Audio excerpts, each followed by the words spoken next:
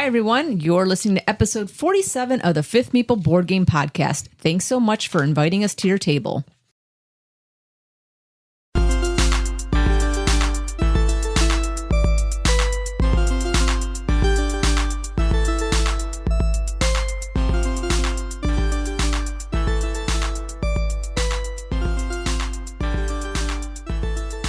Hello, everyone, and welcome to another episode of the Fifth Meeple Board Game Podcast. We're a group of diverse friends who offer our takes on the latest and greatest board games to hit our table. I'm your host, Daniela, the goofy noob, and I am joined today by the collector. Hey, this is David. The intellectual introvert. Hi, everyone. This is Chris. And the deluxeifier. Hello, it's Pete. You're killing me, Smalls. Just kidding. Today, we're actually giving some love to a couple of smaller games that pack a punch. We'll start in the kingdom's main village, gathering gold, collecting keys, and mobilizing messengers, preparing for the perfect party in Castle Combo. And then it's off to Alula, beyond the sea of mists, traveling its trails, mapping the mountains, and networking the natives in Faraway. And finally, because we just can't help ourselves, we'll feel some small box aftershocks as we put these games against each other in our ultimate showdown, the Battle of the Funnest. But let's take a little division first. David, what is our topic of discussion for today? We're actually going to do another buy, borrow, or burn today. And we're going to do small box edition since we are going against Castle Combo and Faraway. And so your choices for tonight are Yahtzee, Uno, and Phase 10. Some classic games right there. All in small boxes. They pack a punch. Which one are you buying? Which one are you borrowing? And which one are you burning? Does anybody want to start? Yeah, I'll start. All right, so this is pretty easy for me. So I'm definitely buying Yahtzee. We play this on vacation. We take it with us pretty much everywhere we go, whether we go overseas or just to a local beach or something like that. But Yahtzee is a really great game for my family that we love to play. I'm probably going to borrow Uno. Uno's a great one to have on hand, easy to teach. It's very fun. My brother-in-law, Ricky, who probably has never listened to this podcast, cheats in it. So I like to just catch him when he's doing that. He likes to pick up extra cards and, get rid of more cards than he needs to. And so that's always a good time. And then I'm probably going to burn Phase 10. Number one, because I don't even really remember it. It's not memorable for me, but that's just me. So nice. Do you guys play the, when you do a draw two in Uno, do you guys stack them or no? I don't know. We stack them. You stack You them? do? Yeah. That's the fun way to play. Oh, okay. So We maybe usually that's get the in way a Ricky's fight. playing. Yeah, we usually get in a fight on whether you can stack draw fours, Draw and so we try to fours, do that yeah. ahead Oh, of time. okay. Right, because typically it depends, who's that draw four on, and that's Yeah. they're going to decide. But No, draw twos that's- to me are always stacked. Whatever you play, you play. Like we Yeah. would stack until someone just cried. My daughter introduced, which maybe this is normal, but I didn't realize it. It's like if someone plays a green one and you have a green one in your hand, even if it's not your turn, you can immediately throw it down, and then it jumps straight from you. And so if you're playing the exact same card that's on there and you get it down before somebody else, Interesting. Again, you got to pay attention the whole time, and it keeps you engaged the whole time. This is why I'm going to burn Uno. So I'm going to go backwards. One of the things with that is there's just too many house rules, and I don't think people play it right the first time. So I'm going to burn that. I will borrow Phase 10. I've played it a couple times. It's not bad. It's a game that you can play over a little bit of time, and you can kind of stop in between. And I think I'd buy Yahtzee as well. It's just a good, solid game. There's a lot of games that we play that are based off of Yahtzee, that mechanism. So I think I'd buy Yahtzee. Well, I would burn Yahtzee myself. Wow.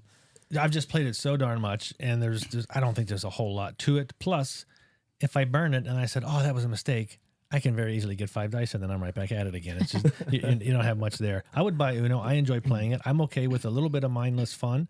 There's a little bit of strategy to it, but not really. But that's okay. Sometimes I'm in the mood for that. Phase 10, I have no idea if I have ever actually played that. I couldn't tell you a thing about it.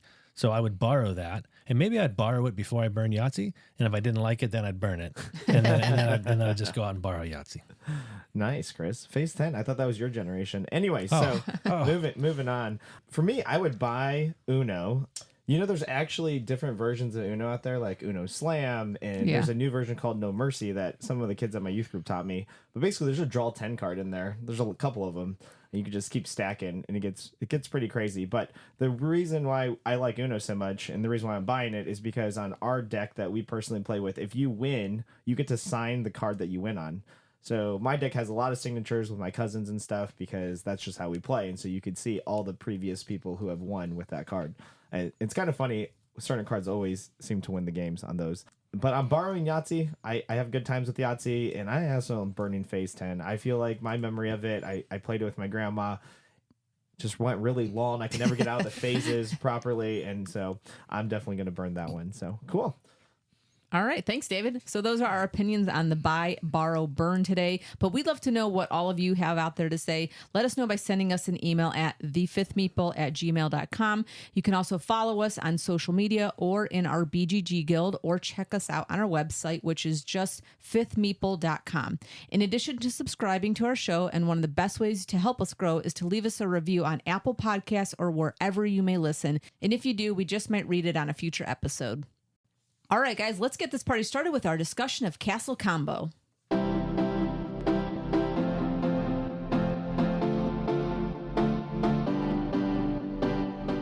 Castle Combo is a 2 to 5 player set collection and tableau building game that places you in the service of the king, recruiting characters from the village and the castle to attend the Great Combo Party. Castle Combo centers around a deck of 78 cards split evenly between brown village cards and blue castle cards. During setup, 3 of each type are made available in a market, with the balance of each shuffled for refreshing the markets. A messenger pawn is also placed by the village market cards. You start the game with 2 keys and 15 gold. On your turn, you will choose one of the cards from the market row with a messenger, paying its cost in gold. Prior to doing so, you may spend a key to move the messenger or to replace the cards in the active row. Alternatively, you can take a card and place it face down in your tableau, paying no cost and gaining coins and keys, but forfeiting any scoring or other benefits from the card. Once drafted, you must then place that card into your tableau orthogonally adjacent to an existing card. Once a card is placed, it cannot be moved, but you can build your tableau in any direction as long as you maintain it within a 3x3 grid. When a card is placed in your grid, you activate its ability, which may give you coins, keys, future discounts, or similar benefits. Some cards may also move the messenger. Each card also has a game end scoring condition that may be tied to its position, characteristics of other cards within your tableau, or for gold collected upon it, which is accomplished by other cards' abilities. The game ends once all players have completed their 3x3 tableau. Points are then scored for each card's condition and for any unused keys. The player with the most points wins the game and the keys to the castle. Castle Combo was designed by Gregory Garrard and Matthew Roussel and was first published in 2024 by Catch Up Games. Thanks, Chris. All right, guys, so these are some smaller games today. These aren't very meaty, but let's go ahead and let's just continue how we've always been breaking these down. What are some of the things in Castle Combo that we think are good about this game? Some of the, whether it's the art or the mechanisms of them or anything that you kind of found that was really good. Well, you mentioned this is a relatively simple game. It's simple to learn. I mean, you can teach somebody to play this and get started right away, but there is some depth here, and you can make a wrong move and really hose yourself. If you don't manage your money correctly, or you put a card in the wrong spot, whatever, you can really set yourself up for a bad score. At the same time, you can make brilliant moves if you manage things correctly, and that's all in a game that takes a half hour. So I think that altogether, quick to learn, there's some meat there, it's not a brain burner, and you finish in a half hour, and then if you want to go again, you go again. Yeah, one of the things I like about the game, we play a lot of games where we're actually building something, castles and things like that, Castles of Mad King Ludwig and such. This is another one where at the end of the game, you actually built something, and yeah, it's a 3x3 grid, but you felt like you accomplished something, whether you do real well or not. And when you go to do the scoring, it's kind of interesting on how that works as well. So I like that, at the end of the game, you feel like you did something. You'll probably score no matter what on this game, some type of point. Yeah, to me, this game, I hate to say it, but it kind of reminds me of Earth. And I don't necessarily have a favorable opinion of Earth because I think there's so many decisions and there's just so many cards in that. And you're building a kind of a grid, but you're building a supersized grid. I almost like Castle Combo better because I think it gives you interesting choices like Earth, but not to the extent where you have a lot of AP. And so to me, I think it does it better. I feel like I have agency on every turn that I have, kind of like I like Earth for the same reason. I like building out a grid. I feel like I like those games now for some reason. But I feel with this one, especially, that there's enough choices there to make the game interesting and there's enough depth. But yet it's not a burn brainer, which I appreciate to some extent. But to that point, David, I still think that you can. the cards that get drawn, there's still this chancy aspect to it where I don't think you can fully control it, because you may have a goal at the beginning that still doesn't translate as the cards come out. I know there's some cards when we were trying to build our tableaus, you're like waiting for that one card, and if it never comes out what you started with at the beginning with that goal, you may not end up shaking it out. But I mean, I agree with your point on the whole. So Yeah. No, I agree with that. Yeah, I think it's the right level. With Earth, there's so many different things that can happen. It's a 4x4 grid instead of a 3x3, which is actually a significant difference when you can build in any direction. To me, there's only so many different types of scoring on this piece, and you can see enough to where even if you're playing a 4 or 5 player game, cards aren't turning over that much. A lot of the cards are similar, and you have a pretty good chance of at least getting some score out of a card. It's really a matter of, okay, you're going to get an okay score on this card, or do you see an opportunity and are able to capitalize it to all of a sudden someone's scoring 6 points on that card and you're scoring 18 on one of yours. Yeah. I like the option too, where you can mitigate some of that. You know, if you don't have much in your market, you can actually pay one of those keys to clear that and then buy a card. Now, again, you may whiff on it, but you can at least kind of see what's coming up. And as you're playing and going around, that market will change a little bit because you do have to get a card every time. So by the time it comes back to you, 4 of those cards or 3 of those cards are going to be gone and something else is going to be in its place. Yeah, I was just going to mention that too, Pete. I think the spending the key option is pretty well thought out. That gives you the opportunity,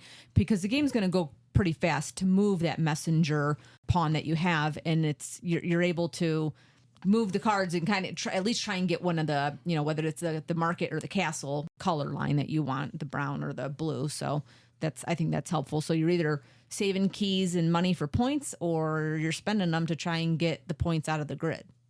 Another thing I like about this game too is that I feel like the iconography on the cards, it actually makes a lot of sense, especially after you get that first play in. I feel like it's a really easy game to teach somebody else, and I feel like the iconography is done in a way where it's right where you kind of want it to be. There's that little, text in the middle that's like what you do when you play it, and then at the end there's always the same thing, that's the goal card, and it's very easy for somebody to discern, it's a big red stamp with a letter in it, what they're scoring points for. So in that way, I like it. There are some trickier things in there with you could stack coins and stuff. But, for the most part, when I've taught new gamers this game, maybe it's, their first or second game they've ever got into with the hobby, they seem to pick it up fairly fast, especially after that first play. And kind of like Chris said, because it's only about 30 minutes, you could run this one back to back. This should be a really good tableau builder entry game for someone. You talked about Earth earlier, and in Earth, you're building that tableau, you're trying to do your scoring, but there are a lot of other things you're trying to balance as well that you have to think about, whereas really in Castle Combo, that's what it is. You're scoring out of that tableau, period. You're not worried so much about what anybody else might do, and you don't have to balance what your cards are playing with something else. It's, hey man, concentrate on this. You're only going to draw 9 cards. Make sure you're getting something out of each card you play. And then, after you play it a couple of times, you'll start to learn where you can start to really jack it up. Yep. Yeah, I agree. Yeah, the one other thing that I'd say, you talked about it's about 30-minute game. And if you get more players, it's a little bit longer. But this is a game that I have played at lunchtime when we have like 3 people, and it's doable. So you spend a lot of time actually doing scoring. And I will say that if you use the PG Stats app, that it does have a real nice scoring table in the back, that scoring portion. So that actually helps a lot too, because as you're going through with the scoring, that's a lot of the game when it comes down to it. Yeah. All right, let's talk about some of the things that either are a frustration or maybe a con to the game, or something you think needs to be a little bit thought out more, or if you could make a change to the game, you would. Oh yeah, I got something. The first thing that comes to my mind is you can only use 1 key on your turn. You guys had alluded to that you can use the key to cycle through cards, or you can move the lane in which you are. You can either go to the bronze lane or that silver lane, which is kind of more of your nobility and your higher powered cards. The frustration I have with it is that you can only use 1 key on your turn. So a lot of times you might want to move to another lane, but you can't clear that lane at the same time. And because keys are worth points in this game, it reminds me of kind of how Cascadia does it with pine cones. I think they should have used the same method, where if you want to push your luck and spend points, because at the end of the day, keys are points, then you should be able to push that luck. And I think that would make this game better, or at least give the option to, use a key to move a lane and then use a key to clear it. So at least you have some more agency than you do, but that'd probably be my only change to the game. But I would like to see that. Pete shaking his head like, no. No, I like that you're limited because it keeps the game simple. And this is a game where, you're going to play it and, you flip over that market and you either get something that you need or you don't. And I think that's part of the risk versus reward if you're going to pay that key. And just to keep throwing out keys there, you might be fishing for particular cards. And, maybe if you had it limited to where you can only do it once or whatever, you can house rule that. The complaint that I would have about the game, you mentioned, David, about the iconography. There are a few icons that are a little confusing, and I seem to have to keep going back to the book to figure out what it is. Like, all of these are not equal, or one is equal and not. It's just a little bit confusing on a few cards. Not all of them. I think for the most part, they're pretty good, but there's just a couple of cards I wish they would have maybe smoothed it out some way. I don't know if anybody else has experienced that. Yeah, for me, most of the icons are relatively straightforward. I tend to get confused on the purse cards where you're putting the gold on. Okay, exactly how does that work and which one? But once you play it a couple of times, it's okay for me. I'm going to piggyback on David, your comment, because it feeds into mine. I felt like for a seemingly light game, it can be really punishing if I mentioned you mismanage your money, or if you get a bad card placement, or if you have to take one of those cards and just turn it upside down. It's okay, you obviously 0 points, and not only that, but it's not scoring for any other cards that might be dependent upon it. And I think, based on what you were saying too, David, the tightness, it's like, well, what kind of game does this want to be? Does it want to be a light game where you're only managing 9 cards and all you got is the tableau? And then at the same time, you're like, yeah, but you can only spend 1 key and you're going to get hosed. I don't think those two things match up. And so I don't mind it being tight, but I'd want that to be, I think, in a meatier game. And for this one where, I'm just, taking, spending some time, kind of a light game. And all of a sudden it's like, yeah, but you just got hosed and your game's over.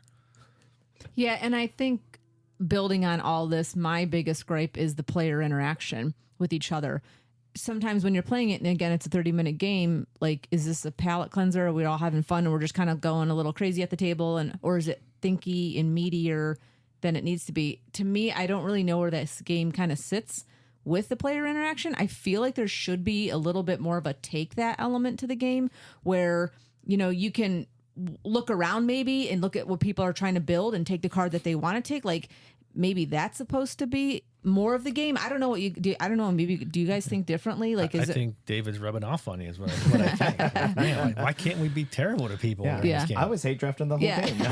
I think you can a little bit. You can, the next person in line, you can say, okay, I'm not going to move the messenger, and I know he's trying to collect browns, but that's assuming I can, keep track of what the heck and his that's tableau always, is even building towards. And that's then always it's the one hard person. part is trying to keep track of everybody, and you may not know what they're going for, or to read all their cards and look at the iconography. So I don't know. The player interaction to me is a little dull here. That's just kind of one of the things that bothers me, I guess, about the game. Yeah, and that's Pete influencing you too. You're showing I'm aspects of everybody. Yeah. All right, let's go to the collector's corner. David, what do you got on Castle Combo for us? Yeah, so right now this game is pretty widely available. You can find this on Amazon. It's actually on sale at the time of the recording for $22.08. So I'm not sure what, but normally it's on there for $24.95, which I think is a little bit high. I think I bought this game like $20 at a local game store, about $19.99. I feel like is where it better sits at. But on the used market right now, it's going anywhere between $10 and $15 used. I'm seeing the prices in the last 3 months. But there's not that many copies actually being sold right now. So, take that for what it's worth. All right. Final thoughts going around the table. David, is this something you're going to keep in your repertoire? Yeah, I actually really like this game. I think it, for me, I like Earth to the extent that I like building out a grid. And this just does it in a way simpler format for me, distills it down to kind of that essence. And I really enjoyed that part of it. I do think that the more you play this, there's more depth that you can have. There's a couple different strategies that you can go for. But at the end of the day, I wish there was little rule changes, but maybe we'll house rule that like Uno. So who knows? Going over to Pete, what do you think? Yeah, I like the game. It's a great introduction for new players. I think this is one of those games that you can take out and teach people how to do like a small tableau and also do a market. It's not too overwhelming. The decisions are relatively simple. You don't have tons of decisions, and you're kind of limited on, well, I either pull from this row or that I can change and pull from the other row. So you're not overwhelmed with a handful of cards. and you need to buy one of them. So your choices are kind of set for you. It's just how do you take the best one? As far as the game, I think it's good. The components on it are fairly decent. I think the components that they have, the wooden, or they're not wooden, but they're the thicker cardboard. Yeah. They're definitely thicker and easier to pick up than some of the other ones. And, cardboard coins, I could live without that, but I'd rather have real coins. But what about real keys? Yeah. Exactly. You're Well, stripping all the keys off your key ring? Yeah. You want to go Or, that I was route, just you saying, could. Are there mini keys? You're putting You could keys in a bowl, probably get aren't mini you? keys. Yeah, we'll just start throwing them all in there and pulling them out. But I think for as simple as the game is, this isn't one that I would really try to invest much time in. Right. Chris? Yeah, for me, this isn't a game that necessarily knocks my socks off, but I'm not burning it either. We just did a buy, borrow, burn. I don't think I'm doing a buy or a burn. I'm honestly probably not borrowing it either. But if someone says they wanted to play it, I'll gladly sit down and play it. I'm just probably not asking for it. So it's okay, but it probably doesn't rise above okay for me. Yeah, every single thing that you guys have said is kind of my final thoughts as well. So I'm not going to berate any of that. But I think for all the reasons you guys have just stated, the final thoughts have really come full circle. My thoughts are the same as you guys's. I don't really love the game, but I really do like Earth. So if somebody wanted to get introduced to this type of tableau building, I think this is a great introduction for it. If it's being played at a table, sure, I'd sit down and play it, but I probably wouldn't buy this game. So. Well, guys, my gold purse is full and that breeze is cool. So now is probably a great time to take a trip far away.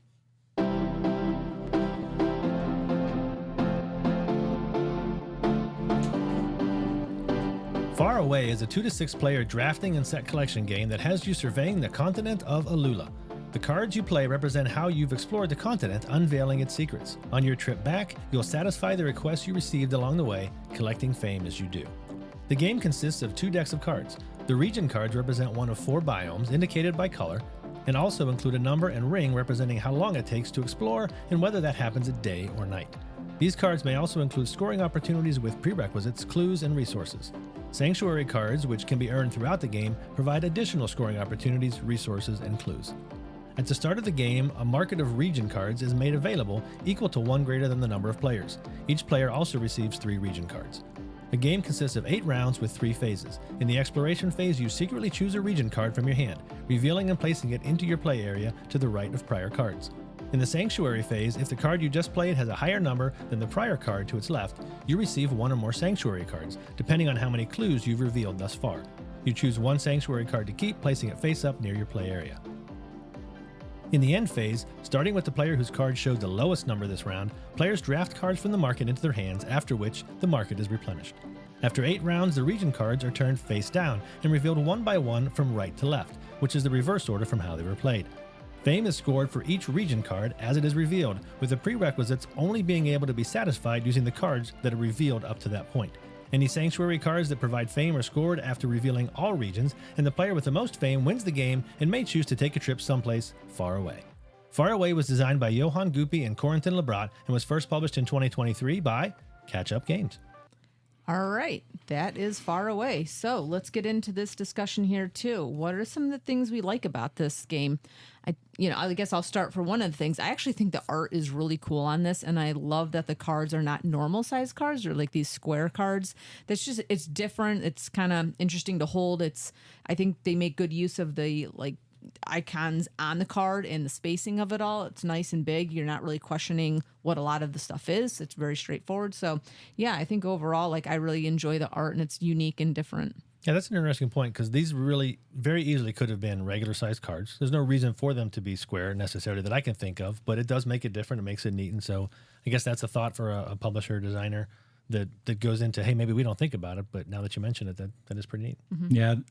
The one thing with that is those cards, and I was watching some of the instructions and that where they talk about if you're limited on table space, that I think was part of their consideration, because in the game, you're going to put them all the way and you're going to start from the left and go to the right. But if you don't have enough room, you can do the top row is your 5 and then the next row at the bottom below it. So you kind of minimize your space, and not using that full size card kind of evens it up a little bit. So I do like that consideration on that.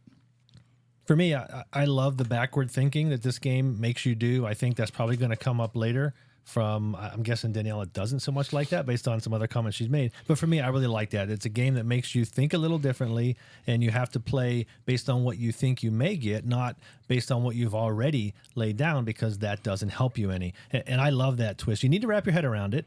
But once you do, I think it's a pretty neat twist on how you want to play your cards and what you may or may not want to choose. Yeah, I like the bidding aspect on this. Everybody picks your card and puts it face down, and that lowest card is going to be able to choose from the market first. That's an important decision because as you play a lower card, if you play a number that's lower than the card that you have faced out, you don't get to collect one of those, I think it's a sanctuaries, which is a bonus for you. I mean, it's like having extra stuff. So that's an important decision that you have to make. Do I really need those cards that are there, or can I kind of let it slide and maybe keep building up my sanctuary? So I like that bidding aspect, and I like that it's going against the other players at the table.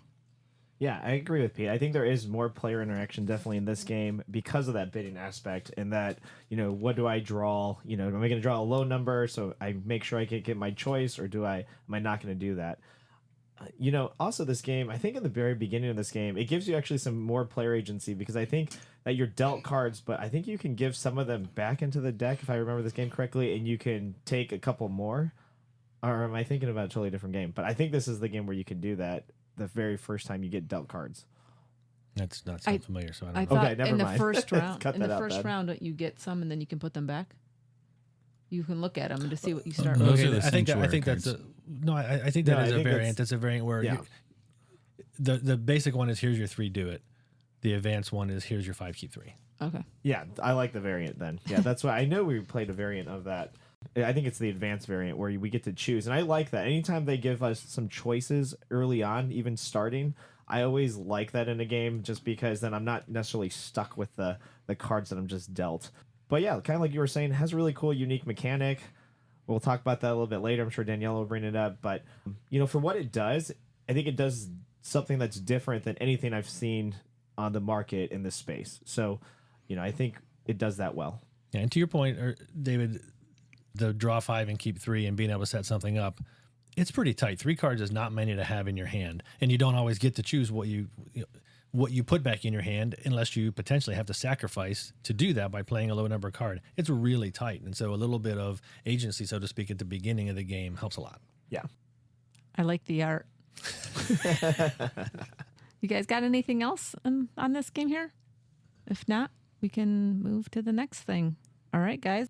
This game, as you guys have already talked about, is very unique in the way that it plays out and how you're supposed to think backwards.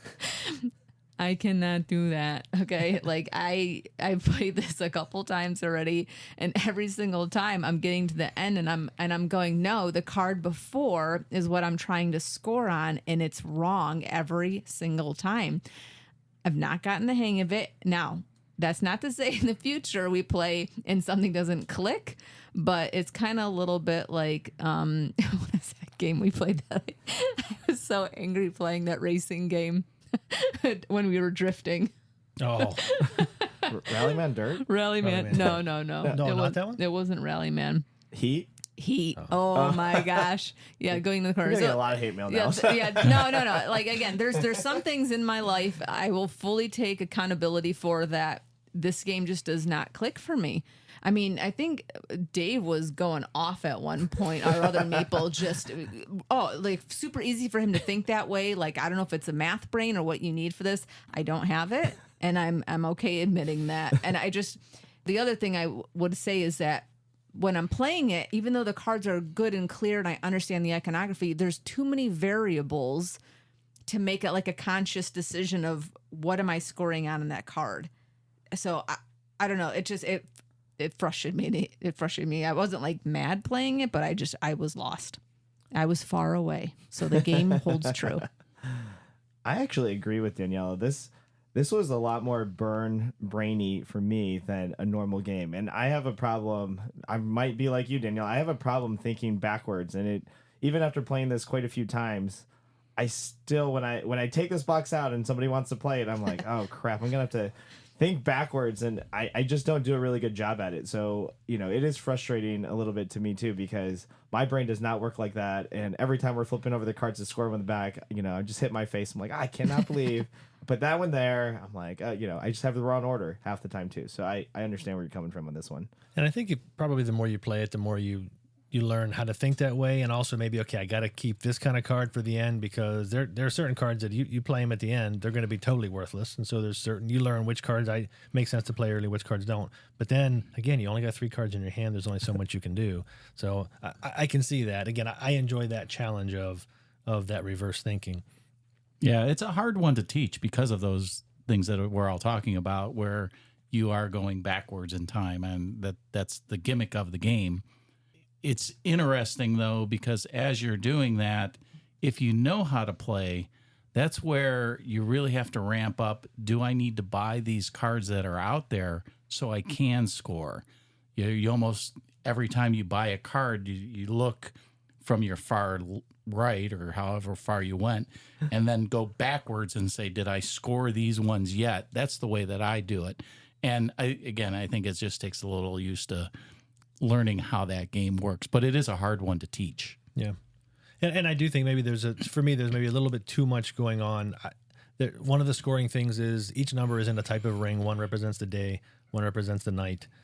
I almost always ignore that. I didn't see a huge number of things that score for that. Maybe there are, and I just ignored them. But I just felt like, I didn't necessarily want to ignore it, but I did, because it often feels like that's the thing I have the least amount of control over. It pays off the least. And so I'm just ignoring an aspect of the game.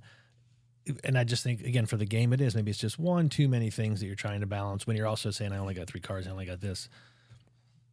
Yeah, and I think for both of these games too, like for me, this is not a palate cleanser when we're playing games. Like at the end of the night, if like someone pulls us out, I'm walking out the door because my brain is already fried from something we probably played. But this game I think it stands alone by itself and being super unique and interesting. And if you're gonna play this, I would say have a sharp mind. Take some Red Bull. I should have said this on as a pro, but I do think it plays up to 6 players. I do think that the more players you play with, I personally have more fun the more people that are playing this game. I know not everybody sees it that way. It could be a negative, but I like that interaction with the bidding auction kind of style, and I think that it doesn't come out that well when you have a low player count. I think when we play normally at 5, I like that interaction. All right. Well, David, take us over to the collector's corner on this one. Yeah, so right now you can find this one on Amazon as well. It's pretty widely distributed, and it's going for $24.95 too. So, the battle is definitely, they're feeling the same on the price point. I think you can find this at a local game store, somewhere around $20, normally like a $19.99 price point. And then on the used market, they're, compared to Castle Combo, they're both going for around $10 to $15 used right now as well. So, everything kind of lines up as far as if you're trying to choose one over the other, you'll have to wait for our opinions on that. But as far as price goes, they're right on. Nice. Final thoughts, Pete. This is a game, I think, for gamers more than something that I would introduce to somebody new to the hobby. I think there's just a little bit more. This is kind of like next level. So I would just keep that in mind if it's something that you're interested in. It's not a game you just want to bring out and teach somebody. That they're just going to not get it. And I think that's a detriment trying to teach somebody and get somebody into the hobby. You don't want to give them a bad experience. So I would tend to stay away from this until you got them hooked in there. Yeah, they're in good point. and want to play it. So yeah, interesting. Chris? For me, I really like this game. It's the right level for a small game. It's the right level of complexity for me. I like that twist of how to think. It's close to a buy for me. And the only reason I haven't bought it, I guess a couple reasons I haven't bought it, the people that would actually play it with me that are at the level of I'd play this game, they already own it, right? David's got it. And so if I want to play it, I have that opportunity. And the people at home that might play with me are not going to play Faraway. And it doesn't have a solo mode. It doesn't really lend itself to multi-handed. So I don't think I get the plays out of it, even though I'd buy it and say, oh yeah, I like that game. I'd never actually play it. But if I come and someone's like, hey, what do you want to play? It's on the shelf. I might point to it and say, well, let's spend a half hour and play that. Yeah, I think those are really good points for the individual gamer. If you're like Chris and you kind of align with him, a lot of times that's some really good breakdown of that game. David, how about you? Is this game staying in your collection? Ooh, that's a tough one. It is in my collection right now. Chris for a while? I might loan it to Chris. I heard he's in the market now, but with Faraway, my whole thing with game collection is I've been going more for smaller boxes. That kind of fits this realm where I feel like I could bring it to a game night. It's actually a little bit meatier, so you can kind of play it. It's going to give you that meat. It's not a palate cleanser, kind of like we were talking about, but it does play fast. I mean, you're looking 15, 20 minutes. So if you do have somebody that's new, the good part is I normally just tell them, play the game out. You'll probably score terrible, but then the next time you play it, then we'll count your score. So because I feel like you need a training session just to see how the scoring works, because it's unlike any other game that you're teaching. Yeah, for sure. I think as somebody who's a little bit newer into this gaming world, this is not something I would be teaching to newer people for all the reasons that we have just been stated around the table. I personally, again, with the mathiness kind of this and the way that you got to think, it might be a good game for people who can do that reverse thinking. For me, it's going to be a no. Again, maybe in the future there might be something that opens up that my brain clicks, but for now, I'm probably not going to purchase this game or have it or even try and teach it to somebody else. So that's just me, though. All right, guys, let's transition and find out which small box game has the biggest punch in today's Battle of the Funnest. All right, everyone, the moment of truth has arrived. It's time to separate the men from the boys and the game from the toys. We're pitting these games head-to-head against each other in the ultimate face-off. In one corner, weighing in at 1.69 out of 5 with an overall BGG rating of 7.6. Summoned to the castle by the king's own messenger, having revealed a yield of shields that were concealed in the fields, the keeper of keys, the gatherer of gold, the tableau virtuoso, Castle Combo. In the other corner, weighing in at 1.88 out of 5 with an overall BGG rating of 7.6, first discovered on the remote continent of Alula, traveling day and night to scout every site, able to gather Okiko and Udu without his ego getting a boo-boo, the supreme scout, the continental conqueror, let's take the road less traveled, far away. And now, let's find out which one is truly small but mighty in our battle of the Funnest Showdown. All right, guys, you remember how this works? We're evaluating these games head-to-head, 5 different categories: theme and production, mechanisms, value for your time, replayability, and the fun factor. The game that gets the most votes wins each category, and the game that wins the most categories takes the prize in our Battle of the Funnest. So let's make a big start with theme and production. Daniela. All right, theme and production, I am actually going to say Faraway. Again, I like the size of the cards. I like the card art. I think it is extremely interesting how they did this. I think it's new and innovative, and that's going to be my vote. David. Yeah, so when I look at these two boxes, I'm immediately drawn to Faraway. I do like the artwork, just for the theme on that. I think the productions on both of them are fine. I don't see anything wrong with them. In fact, Castle Combo, I actually feel like the pieces are actually really good, even though they're not like an upgradable. They have really good cardboard. I think they'll last a long time. But I'm going to have to go with Faraway on this one. It's a close call, but I'll flip a coin and go Faraway. Kicking this one over to Pete. Yeah, I don't think it's that close for me. I prefer Castle Combo. I like that you're building that castle all together. It's not technically a castle, but you have your 3x3 grid. The components are nice. Both of the artwork is very nice. We didn't talk about it too much, but the Castle Combo does have that kind of cartoony look to it, which I do enjoy. I think the other one has more of a classic artsy kind of artwork on it. So, but for me, the theme and production, I just think Castle Combo just gives me a little bit more in the production and the theme. Chris? Yeah, for me, I don't think, honestly, either one's all that special on production. To me, the theme for Castle Combo is pasted on. I mean, you read the first page of the rule book, and it's like, we're going to have a combo party. What the heck is a combo party? That doesn't even make sense. It's French. You wouldn't get it. Maybe that's what it is. A combo party. Yeah. But Faraway is a little better on theme. Nothing really unique, but I do think, hey, you read the theme there. It's like you're traveling out, you're scoping things out, and then you're traveling backwards, collecting the things that you had scouted out. So that's the backwards thing. It's close for me with neither one shining, but Faraway is a little head on theme for me. So that's where I'm going, which means 3-1. Faraway takes theme and production. We'll go to mechanisms, and we'll kick it right back to Pete. Mechanisms, I'm going to go with Faraway on this. I prefer the interaction with the other people. Bidding on those cards, I think, is really important. And that mechanism of trying to work backwards and understanding how you're going to score the points. So for me, it is Faraway by a long shot. It's far away, far away. Far away. Far out. David. Yeah, so normally I agree with Pete on some stuff, but I'm going to go opposite of him today. I'm going to go Castle Combo on this one, just for the sole fact that I think Faraway does a really unique thing with their mechanic, but I just like the simplicity of building my 3x3 grid, distilling it down to that essence, that tableau, that engine building essence, and it's done in 9 turns. I don't have to keep waiting if like somebody's not going to place a card in their grid. I like that quick and snappiness. I know how long it's going to take to do that. And for me, it just takes a simple mechanic and it just does it really well. And sometimes that just wins for me. I'm going to kick it over to Daniela. All right, we're going to tip the scales over to Castle Combo on this one because for the sole purpose of it being extremely straightforward and I know what I'm doing in the game, my own personal opinion, anybody can disagree, but it's going to be Castle Combo, and I know Chris is going to disagree, so we're going to have this split. So, Chris, bring us in.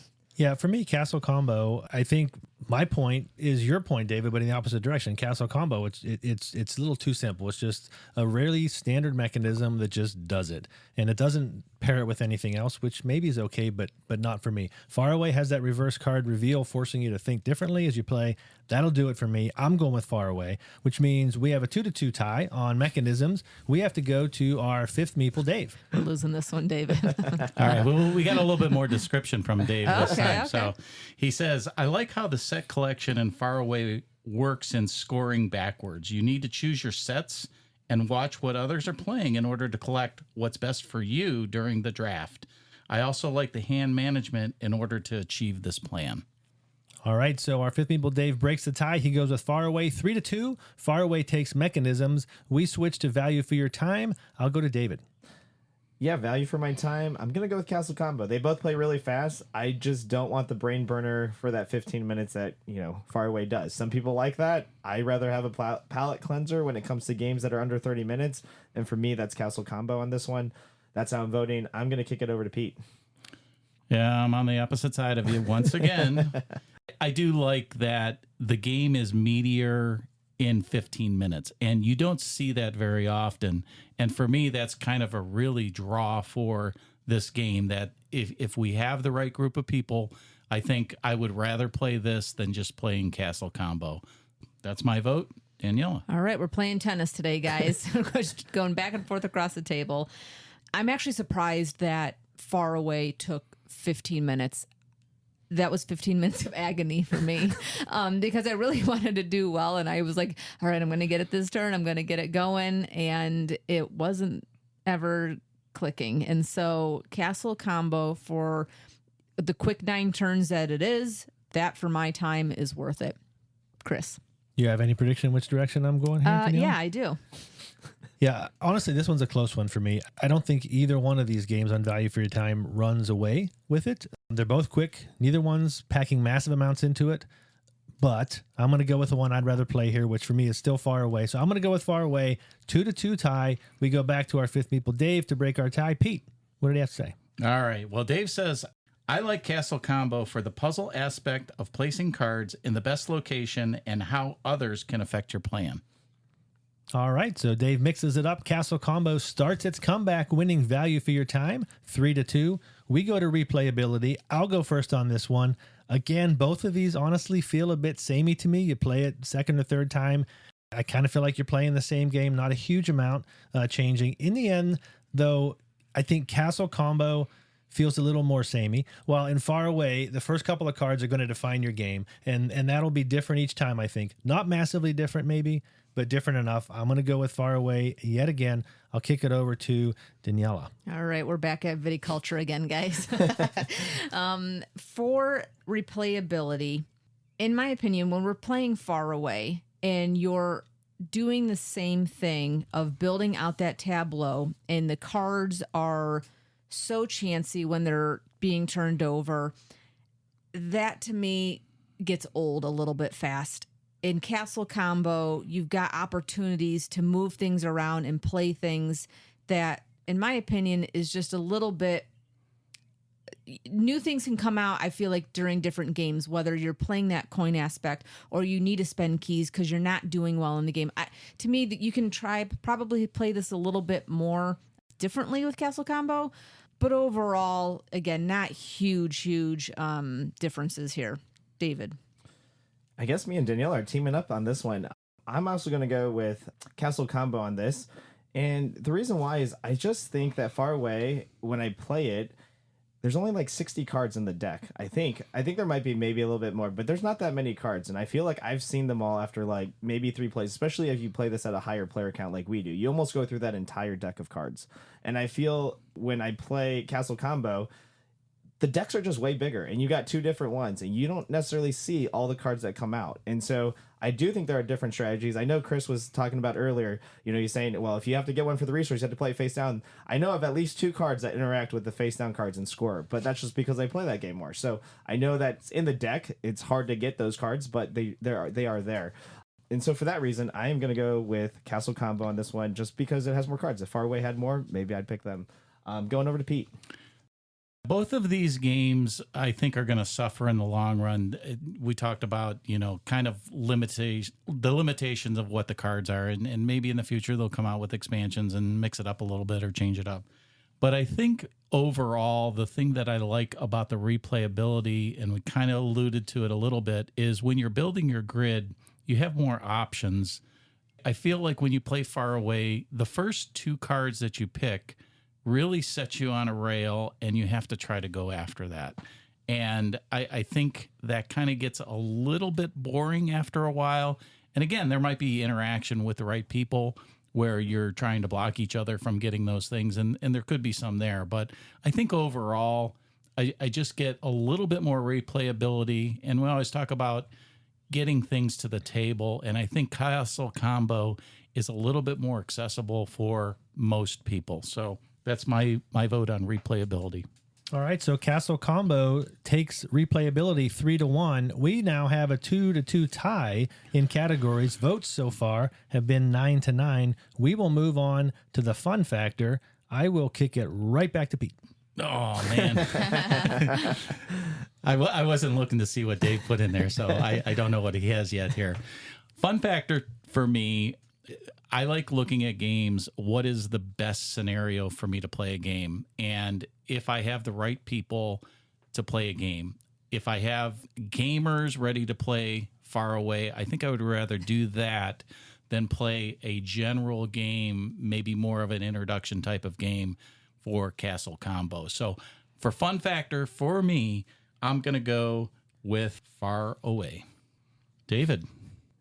So I played Faraway quite a bit. I played Castle Combo quite a bit. I think these came out around the same time, at least with my collection. And so I know I played them, and that's kind of how this battle kind of started, is because I would bring these 2 boxes to a lot of game nights. To me, on this one, I hate to say it, but I don't know if I've ever had fun playing Faraway. I just don't. It's too much of a brain burn. It hurts my brain. I don't think that way. Castle Combo feels like it's in the niche of like Earth, but way easier, and Cascadia a little bit, which I like. So I like that puzzly aspect where I get to build my tableau and I kind of, I'm searching for the grid. I also think there's a little bit more ways to win. I like what Pete had to say on the last one where he said it's kind of like it's on rails. I didn't think about that, but now that you said that, I really like that comment. You probably should have put that in the other one on the other side of it, but that's a really good comment, Pete. So I'm going to just go with Castle Combo. I've had more fun with it, and that's where I'm going to stick. Kicking it over to Daniela. All right, this is a matter of fun was had, fun was not had. Fun was not had during Faraway. It probably got a half a smile on Castle Combo, and so it's just very straightforward. Chris. All right, so Daniela, would you like to guess? I voted for Faraway 4 times. What am I voting for here?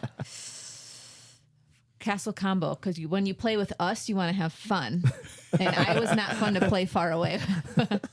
So I'm not going to sit here and tell you Castle Combo is a riot. Right. It is a little goofier. It's a little lighter. Faraway can be a mind bender, occasionally quite frustrating. I like Faraway a lot better overall. When it comes to the fun factor, though, I've got to go with Castle Combo, which means Castle Combo wins the fun factor 3-1, and that'll do it with a score of 3-2. Castle Combo finds the key to victory and wins today's Battle of the Funnest.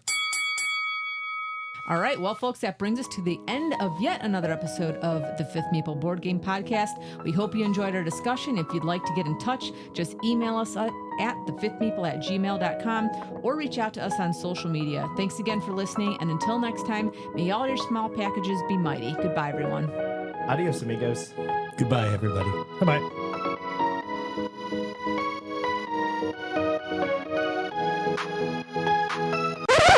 In our ultimate battle of the showdown, the battle of the funnest. What? In our ultimate battle of the showdown? Oh, I'm sorry. Well, guys, my gold purse is full and that breeze is... Wow, idiot. I'm sorry. Thank you, Chris. Thank you for that, your vote of confidence. Are we live?